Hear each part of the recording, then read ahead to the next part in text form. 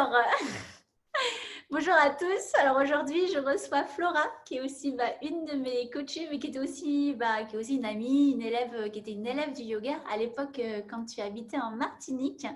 Et ça a été un plaisir, enfin, c'est toujours un plaisir, j'allais dire, travailler avec toi. Et cette interview aujourd'hui, c'est vraiment pour partager de ton histoire, parce que je trouve que c'est, ce que je te disais à l'instant, hyper intéressant.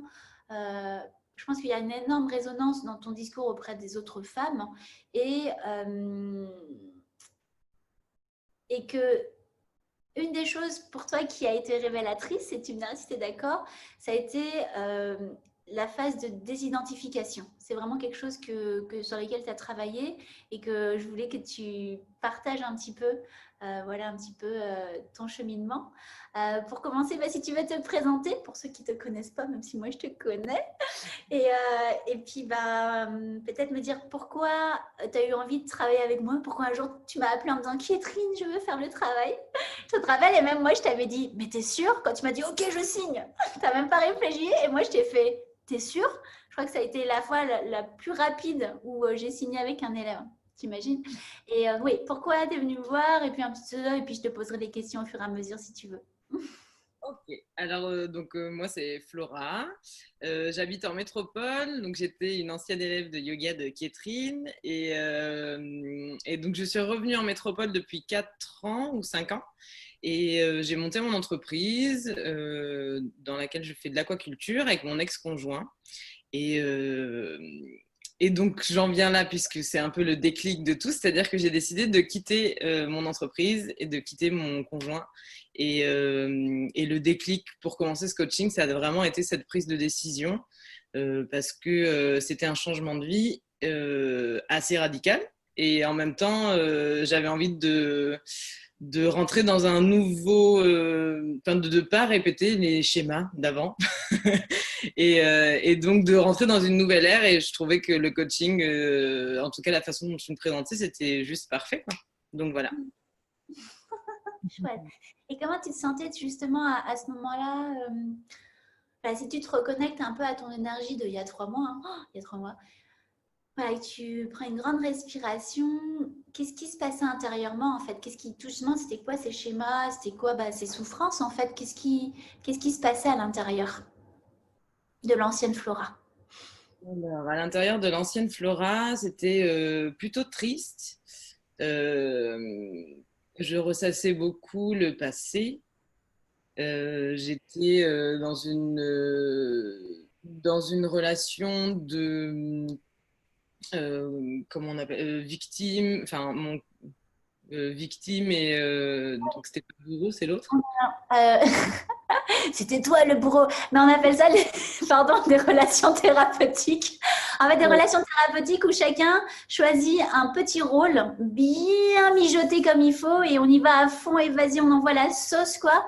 Et effectivement, il y avait ce schéma un peu, voilà, de victime-bourreau et tu te rendais compte que ce rôle-là, t'en voulais plus, en fait. Ça te mettait mal, en fait. Du tout, mais puis c'était pas intéressant, ça me faisait pas grandir, ça me faisait pas évoluer et surtout, enfin vraiment, j'avais pas envie de cette vie, j'avais pas du tout envie de cette vie-là et j'étais bien partie pour m'enfermer là-dedans. Enfin, c'était vraiment ce que je ressentais, j'étais enfermée dans cette situation-là, je trouvais pas d'issue.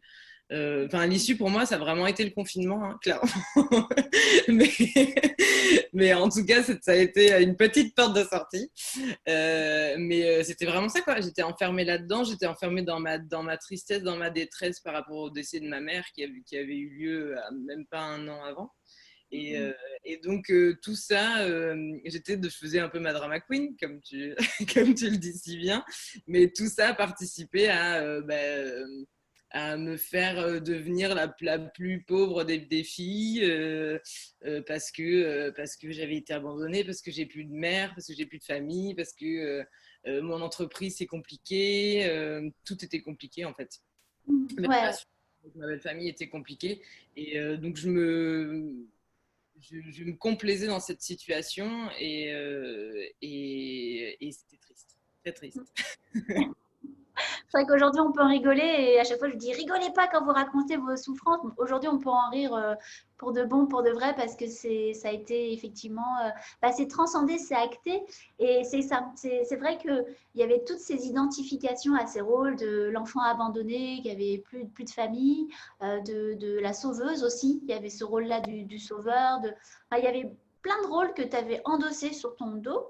Et tu te rappelles la première session de guérison que tu avais faite quand tu t'étais connecté à ton ressenti, tu te rappelles ce que tu ressentais, des coups de poignard dans le dos. Alors, c'est pas souvent que j'entends ça, mais là, c'était bien virulent, des coups de poignard dans le dos et une grosse boule dans la gorge. Et à un moment donné, tu as crié un bon coup, c'est J'aime bien. sorti, voilà, tu as libéré ta voix et ça me faisait rire parce que, en même temps, à chaque fois, ce que je te disais, à chaque fois, ton objectif de coaching, entre guillemets, c'était trouver ta voix, ton chemin de vie.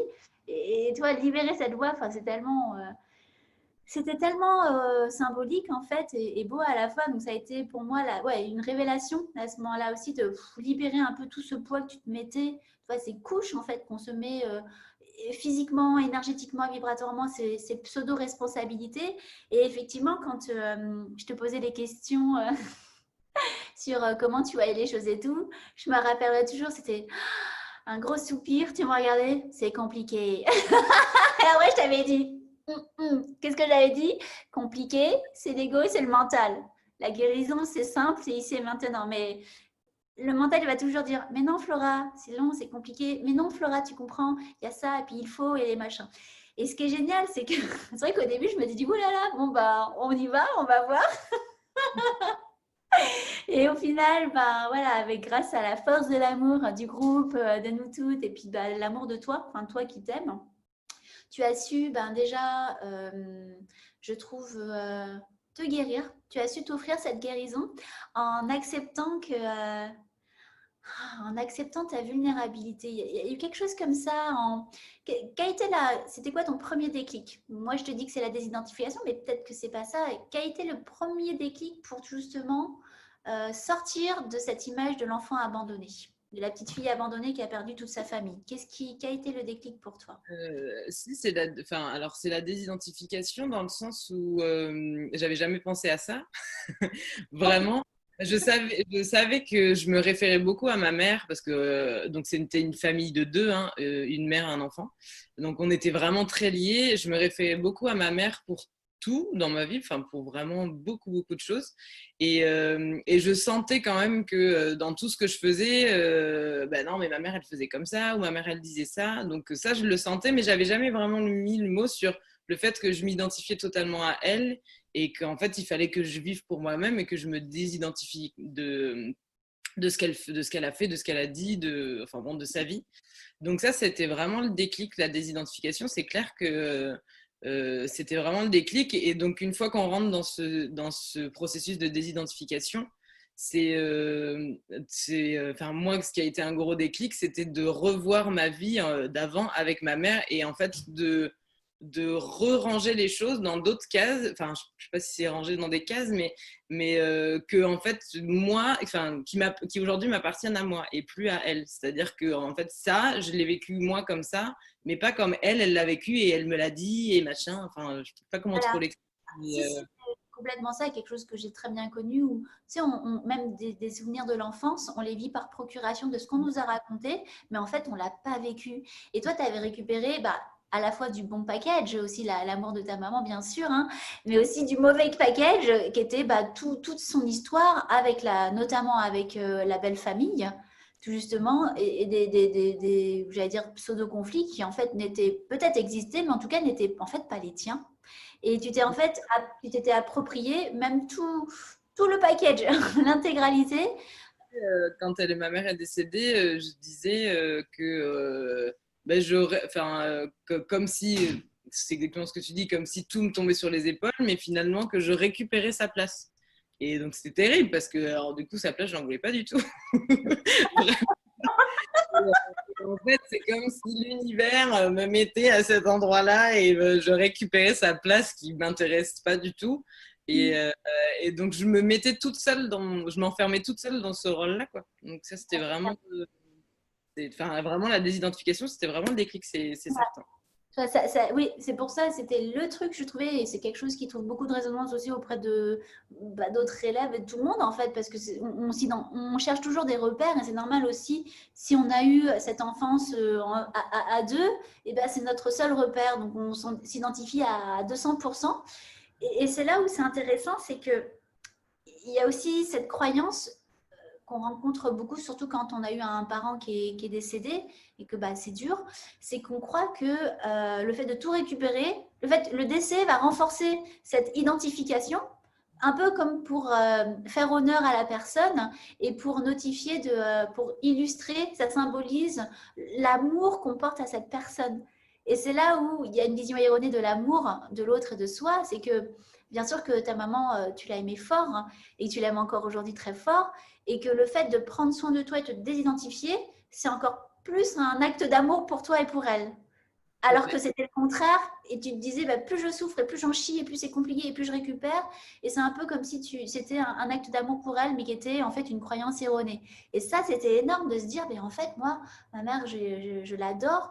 Et pour exprimer cet amour, et ben, c'est en prenant soin de moi, en reprenant ma place, en me désidentifiant et en lui renvoyant gentiment tous les trucs qui ne m'appartenaient pas en fait. Et de me pardonner, de lui pardonner, et de pardonner à la belle famille. Donc, ça a vraiment été quelque chose de très fort, très fort, parce qu'effectivement, quand on s'est tellement identifié pendant si longtemps à la seule personne de notre famille qui a compté pour nous et qui était là pour nous, bah, qu'est-ce qui reste? C'est vrai, ça, qu'est-ce qui reste, Flora, après t'être désidentifiée? Et ben alors pas, enfin alors c'est pas grand-chose. J'ai fait enfin ça fait beaucoup de bien parce que ça fait beaucoup de vide surtout par rapport à ma belle famille où vraiment j'ai essayé de régler les conflits. C'était pas vraiment des conflits, mais en tout cas, vraiment, j'ai essayé de discuter avec eux, enfin, je l'ai fait. Et ça m'a fait un bien fou. La finalité de ça, c'est pas du tout la finalité que j'attendais, c'est-à-dire créer des liens familiaux extraordinaires. C'est plutôt, en fait, ça me décharge de tellement de choses. Et finalement, je me suis jamais aussi bien sentie seule de ma vie. Et de mon entourage aujourd'hui, c'est mes amis. Plus que tout, enfin, c'est ma famille, mais c'est même pas. Je pense que je suis arrivée au stade au-dessus de la famille, c'est-à-dire que qu'est-ce que ça représente une famille? Enfin, j'ai même plus. En fait, j'en ai plus trop besoin, en tout cas, d'une famille. Mais c'est vrai. Non, mais c'est vrai que, par exemple, quand donc après le décès de ma mère, je pensais beaucoup à la maternité parce que je me disais, il faut absolument que je recrée une famille que, du coup, je suis toute seule, j'ai absolument envie d'avoir des enfants pour recréer ce lien-là. Et le fait d'avoir fait le coaching, je me suis énormément détachée de ces pensées-là. Donc, Ça, en fait, c'est ça l'intention derrière ça, parce que être maman, c'est une belle chose, mais ce qui compte, c'est l'intention derrière. Si tu fais des enfants pour créer ta famille, parce que toi, tu te sens abandonné, donc tu veux remplir ce sentiment de vide, c'est pas forcément la meilleure intention. Bien d'accord. Et comme tu dis, j'ai rigolé quand tu dis que tu n'avais pas besoin de famille. En fait, la notion de famille, chez toi, c'est comme la notion d'amour, elle s'est étirée, elle s'est modifiée. Parce que quelquefois, on croit que la famille, c'est les liens du sang. Non, en fait, la famille, ça peut être effectivement tes amis, les gens que tu aimes. En fait, la famille, c'est les gens qu'on aime. Alors, il y a effectivement les liens du sang, mais il y a aussi le fait que quelquefois, on a cette croyance erronée que c'est comme avec les amis d'enfance. Peut-être que toi, ça t'a fait ça, moi, ça m'a fait ça. C'est pas parce que c'est des gens qu'on connaît depuis des années qu'on est redevable de maintenir une relation si on n'a plus rien à partager. C'est comme ça et c'est pas grave, on leur en veut pas, mais c'est une rencontre, hein. C'est une rencontre d'âme, c'est une rencontre vibratoire, et quelquefois il y a des belles choses à partager, des beaux moments, et quelquefois il n'y a pas. Et bien c'est pareil avec la famille, la belle famille, ou peu importe les étiquettes, les noms qu'on pose, les mots qu'on pose, c'est elle est où cette rencontre en fait. Et quelquefois ça peut se faire, quelquefois ça ne se fait pas, mais il n'y a pas d'obligation parce qu'il y a eu une étiquette posée. Et c'est là où on se trompe souvent. Et c'est super qu'effectivement, on ait pu conscientiser qu'avoir des enfants juste pour se créer une famille, bah, c'est pas forcément parce qu'on se sent abandonné, on est bien d'accord. Ça veut pas dire qu'il faut pas avoir d'enfants, hein. Et ça a été pour toi très libérateur parce que souvent, et ça je le rencontre beaucoup auprès des femmes, c'est normal, et puis surtout de mon âge, c'est la période et un peu avant, qu'on fait les choses parce qu'il faut, et aussi parce qu'on se sent abandonné pour remplir quelque chose, en fait, pour remplir un vide, un substitut à autre chose. Et comme tu dis, bah, comme c'est pour ça que je t'ai demandé bah, qu'est-ce qui reste après t'être désidentifié. Effectivement, ça laisse place à rien. Et au contraire, à un champ des possibles énorme où là, tu fais un peu le point en disant oh, mais en fait, ben, c'est génial, ça laisse de la place à plein de choses, à, à une relation amoureuse qui te correspond, à des amitiés qui te correspondent, à créer une famille en fait. Et finalement, bah, le terme de famille s'est élargi et c'est ça qui est beau et c'est ce que, entre guillemets, ton âme est venue expérimenter dans cette Oui, vie. Et c'est dur, hein, c'est pas facile et pourtant en même temps c'est beau. particulier, c'est clair. C'est un chemin particulier, mais bon, chacun a son chemin de vie à vivre et donc il faut l'accepter aussi. Enfin, moi, c'est vraiment comme ça que je le vois. C'est pas, enfin, à côté de ça, j'ai quand même une super vie. Donc, c'est, enfin, par exemple, enfin, souvent, je pense à ça et par exemple, ma mère est décédée, mais en même temps, j'ai eu un héritage quand même assez conséquent, mais j'ai eu un petit héritage et qui va me permettre de vivre bien et ce que j'aurais jamais eu sans ça. Alors, enfin, voilà, il y a aussi des choses positives qui ressortent de tout ça, donc c'est un chemin de vie et c'est sûr que parfois ça peut paraître, enfin, on peut se sentir très seul, mais en même temps, il y a aussi plein de choses positives à côté et puis aussi le fait de pas avoir, enfin, ce qui était avant très difficile pour moi de pas avoir d'attache. Mais là, par exemple, je veux partir en voyage pendant plusieurs mois et en fait, bah, je peux partir même pendant 2 ans. Enfin, non, mais j'ai plus enfin, je sais pas, en fait, je peux refaire ma vie partout sans avoir ce truc où, ah, mais oui, mais c'est vrai, j'ai mes parents qui sont là, il faut que j'aille les voir ou machin. Enfin, c'est vrai, c'est une certaine liberté aussi. Voilà, mais ça t'apprend vraiment à, en fait, tu as appris à, de ces épreuves-là, en fait, à grandir. Ah oui, Et oui. à avoir le verre à moitié plein plutôt qu'à moitié vide. Et dans le rapport aux autres, en fait, qu'est-ce qui a changé dans le rapport avec tes... Enfin, d'ailleurs, qu'est-ce qui a changé en général? Ça, je ne t'ai pas posé la question. C'est l'occasion que tu peux répondre. Ben, en général, je suis beaucoup plus positive. J'ai toujours été quelqu'un d'assez positive et optimiste, mais alors là, c'est encore plus. Euh, j'ai quand même changé ma routine de vie parce que donc j'ai commencé à instaurer surtout la routine matinale. Ça a commencé comme ça, où je fais une méditation, des étirements et un peu de yoga tous les matins. Et donc, j'ai mis ça en place tout de suite en commençant le coaching. Et vraiment, ça, c'est quelque chose auquel je me tiens parce que dès le début, j'ai senti les bienfaits et en fait, et on voit la vie complètement différemment, quoi. Enfin, moi, c'est vraiment comme ça que je le vois. Quand je me réveille le matin, je fais ça et j'ai une énergie de dingue, une énergie que j'ai jamais Ouais, eue avant. J'ai l'impression d'être capable de déplacer les montagnes, quoi. Et donc, ouais, c'est ça. c'est vraiment cadeau. Enfin, c'est vraiment génial parce que ça prend 15 ou 20 minutes. Donc, Ouais. c'est vraiment pas grand-chose. Mais en fait, ça, cette notion d'énergie, je te coupe juste sur la notion d'énergie, c'est quelque chose que je retrouve souvent. Et c'est vraiment ça, c'est que tu vois, toute cette énergie que tu dédies à des schémas pas bons, on va dire, tu vois, et ben, cette énergie-là, en fait, maintenant, elle est pour toi et du coup, tu es capable de faire tellement de choses, quoi. Et c'est ça qui est génial. Ouais, donc la routine, ça a changé et Ça a changé pas mal de choses parce que c'est aussi comme une hygiène de vie. Je me couche plus tôt, je me lève plus tôt et c'est pas du tout. Enfin, c'est maintenant j'ai envie de ça. J'ai vraiment envie de ça. J'ai envie de vivre comme ça. Quand on me dit hey, on va manger au resto ce soir à finir tard, bah, ça m'embête un peu parce que moi je vais me coucher tôt. maintenant, les gens ils vont tous dire ah, super, en fait, le coaching, on devient les vieilles mamies, on devient chante comme Kietrine, disant on boit pas d'alcool, on sort pas en soirée. Tu te rappelles la tartane à l'époque je sortais pas de tartane. Non, je rigole. Mais tu te sens qu'il y a plus de qualité dans les moments avec toi et plus de qualité, j'imagine, aussi avec tes proches, en fait. Et voilà, et après j'ai créé d'autres liens. Enfin, moi j'ai tenu au courant mes amis de suite, mes amis très proches, que je faisais ça, que je faisais un coaching et que par exemple j'avais plus le droit de bitcher. leur ai expliqué un peu tout et je leur ai dit, bah voilà, maintenant, si on se voit, c'est à ces conditions-là parce que moi, c'est comme ça que j'ai envie d'être maintenant. Et donc, ils m'aiment tellement qu'ils ont accepté. Et en fait, c'est assez génial parce que finalement, ça, ça touche aussi tout l'entourage, quoi. Enfin, alors, je pense que ça peut être plus ou moins, c'est-à-dire, il y a des gens de qui tu peux t'éloigner, d'autres de qui tu peux te rapprocher, mais moi, ça a vraiment été. Tout le monde est plutôt très curieux. Et on me dit beaucoup que je suis rayonnante, que on sent que je suis bien, que je suis bien mieux qu'avant en tout cas.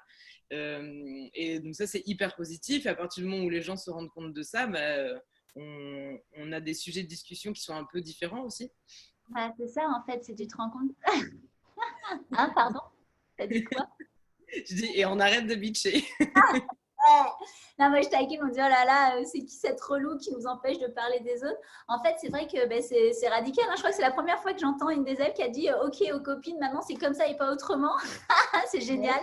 À la Flora, j'adore, en mode Ah, non, mais c'est vrai. radical. Mais c'est très bien. Et effectivement, tu leur rends service parce que finalement, même si sur le coup, ça change les habitudes relationnelles, ben, en fait, on se rend compte qu'on peut parler de projets, on peut parler de choses qui nous passionnent, on peut construire des projets ensemble avec nos amis. Et en fait, on dit, waouh, toute cette énergie qu'on a passée en fait, à parler mal des autres, alors qu'en fait, ben, on peut parler de nous, de nos projets, de nos envies, de nos conscientisations. Et en fait, ça fait trop du bien et c'est beau. Et c'est super que tes amis aient suivi parce que bah voilà, c'est pas toujours le cas et c'est super. C'est énorme même.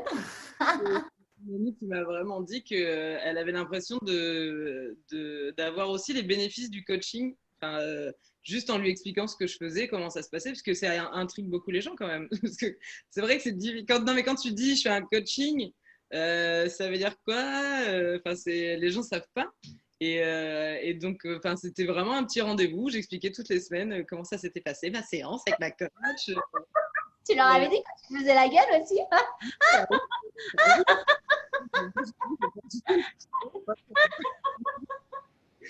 Ah, j'adore. Ah, c'est trop beau. Bah, super. Bah, tu vois, là, je découvre, je découvre avec toi, en fait, et je découvre avec les auditeurs plein de choses. Tu sais, du coup, je suis un peu sans voix. Je trouve ça génial, c'est parfait. On parlait des choses qui avaient changé. Et s'il y a aussi une chose qui a vraiment changé, c'est ma croyance en la loi de l'abondance. Je pense que c'est vraiment ce qui va régir ma vie à partir d'aujourd'hui. Et parce que quand j'ai commencé à m'intéresser à ça, je pense que ça fait assez longtemps, mais je n'avais jamais vraiment pris cette chose-là à cœur. Et maintenant que j'ai vraiment commencé à m'intéresser à ça, je vis autour de ça. En fait, ça devient vraiment. Non, mais c'est vrai. Maintenant, je rigole, mais plus avec toi dans le sens où, et c'est vrai parce que tu le vibres. Et c'est ce que je te disais, c'est un ressenti. Tu vois, là, je le dis, j'en ai des frissons, donc je sais que c'est là.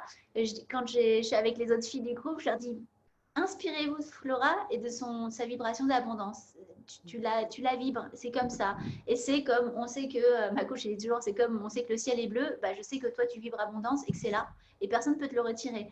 Et c'est juste, il y a des domaines où pour toi, c'est plus aisé que d'autres. Et bien, du coup, tu appliques cette vibration bah, voilà, pour avoir le corps auquel tu aspires, profondément, la relation amoureuse, enfin, les choses où tu sais que c'est tes voies d'évolution, ben, du coup, tu sais faire. Hein. Et c'est ça la loi de l'attraction, la fameuse. Tu sais faire. Et ça, c'est génial parce que c'est pour toi, c'est cadeau, et tu t'es fait ce cadeau. Et je me rappellerai toujours des premières sessions de guérison. Et aujourd'hui, ta vibration, ben, ça n'a juste rien à voir, en fait. C'est magnifique. Voilà. Mais je crois qu'on peut arrêter sur ça. Hein, est-ce qu'il y avait autre chose que tu voulais partager? Non, je pense que j'ai dit, en tout cas, tout ce à quoi je pensais là tout de suite. Ouais, super. Ah, peut-être si, bah, pour la suite, pour toi, c'est beaucoup de beaux projets, du voyage surtout, beaucoup de voyages, des choses que tu n'aurais pas cru possible à l'époque, comme tu disais. Tout à fait. Enfin, c'est surtout des choses que j'ai pas faites depuis longtemps. Et, Ouais. parce que je me suis enfermée dans mon entreprise, enfin vraiment dans ce projet d'entreprise, et ça fait 3-4 ans que j'ai pas bougé de chez moi. Et donc là, je pars en voyage pendant 3 mois, et puis après, j'en ai encore d'autres prévus. Enfin bon, en fait, j'ai eu la chance d'être témoin de mariage un peu partout dans les dom-toms.